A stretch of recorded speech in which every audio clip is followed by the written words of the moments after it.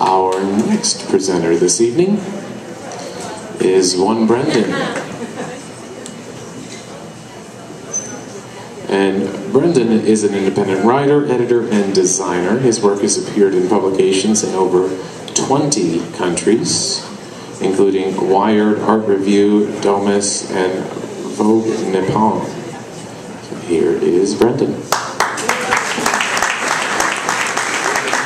Alright, thanks. I just say in advance, I'm going to talk fast.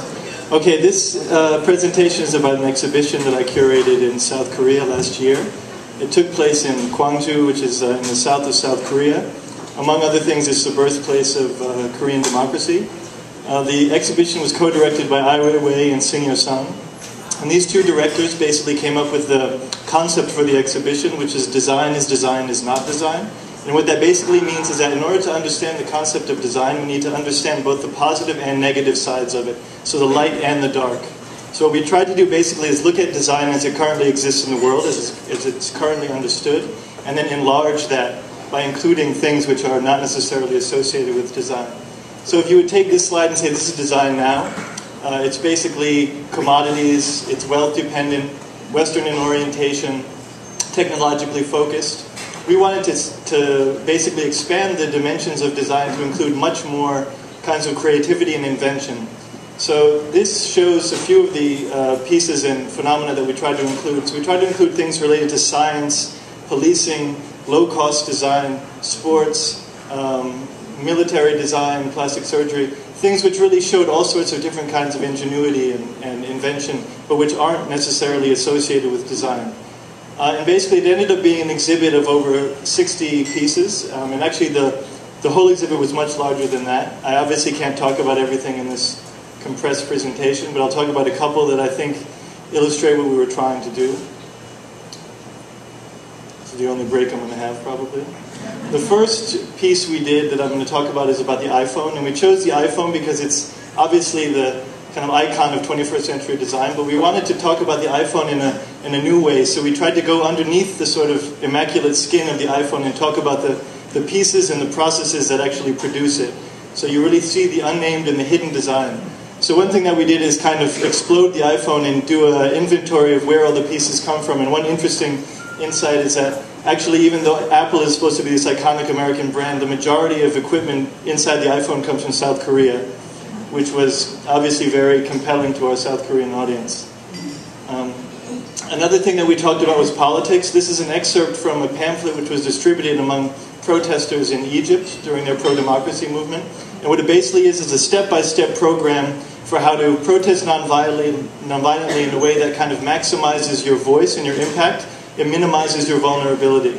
So we took this and we kind of made it into a multimedia presentation. And the idea was basically to show how kind of pre-organized and sort of clearly crafted the pro-democracy movement in Egypt was, and how through a kind of series of steps they were able to really maximize their impact, which is a lesson that I think some of us who are unhappy here could learn. Another thing that we wanted to include was genetic engineering. We were arguing that this is a really fascinating area of design that's unrecognized. These are some notes that are part of a conversation between me and a genetic engineering scientist who's basically designing a new strain of rice which is enriched with vitamin A so that rice becomes a source of nutrients. And so basically, after a long conversation, we're able to make this kind of step-by-step instruction to show how the process of genetically modifying rice is an aspect of design or a design phenomena, and how the process of taking normal rice and turning it into a new strain of a new color and a new sort of contribution is an aspect of design. Another thing that we tried to do is really source material from all over the world. This is a detail from a mural of political posters from all over the world, and they were sourced from all these people that you can see listed here. And this kind of process was really fascinating to me because we really got in touch with all sorts of people. And actually, this is something about the show that I really love. This is a moment where one of our exhibitors who's from Ghana meets another one who's from Japan. And I think the body language is really beautiful here. And this is kind of the beauty of doing an international show, is that you can get people to meet each other based on what they do best and what they're proudest of, and sort of form a connection on those terms. This is one of our most popular and controversial pieces. It's about execution design. And what it basically argues is that state execution is a highly prescribed set of steps and a highly prescribed set of equipment that are used to design death. And so what we tried to do is show those steps and kind of illuminate that aspect. So basically what we did is we took here on the left, these are the sort of standard California state government issued instructions for how to kill someone by lethal injection.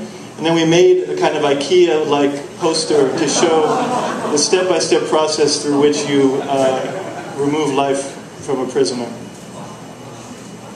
And some people took issue with this because there were a lot of children and students who came to the show, but I personally think that these kind of issues are really important for parents to talk about with their children, especially because South Korea itself has the death penalty.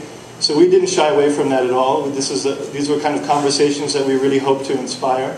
And we didn't actually dumb down anything that we did. We had some pretty graphic things. This is a piece which is about plastic surgery designed by a surgeon in Vegas, which is designed to protect ultimate fighters so that they'll bleed less and that their face will be sort of impervious to punches and kicks.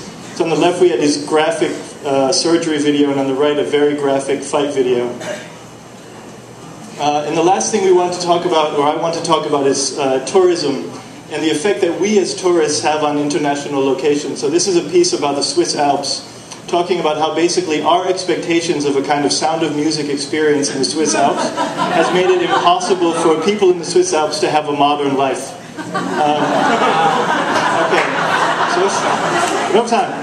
So basically, the exhibition was a success. It was named one of the best exhibits of the year by the New York Times at 800,000 visitors. And I think the reason why that was is because we tried to, instead of criticizing design, we tried to enlarge design. And we tried to give space for people to enter into it in new ways. The last thing I want to talk about is, those of you who are familiar with Ai Weiwei know that he was arrested and he was basically missing for 3 months. And that was during the making of this show. I obviously can't talk about it here, but I wrote an essay about it. So if you're interested in that dimension of this show, go to my site, BrendanMcGetrick.com, and you can read the essay. It's kind of dramatic. Thanks.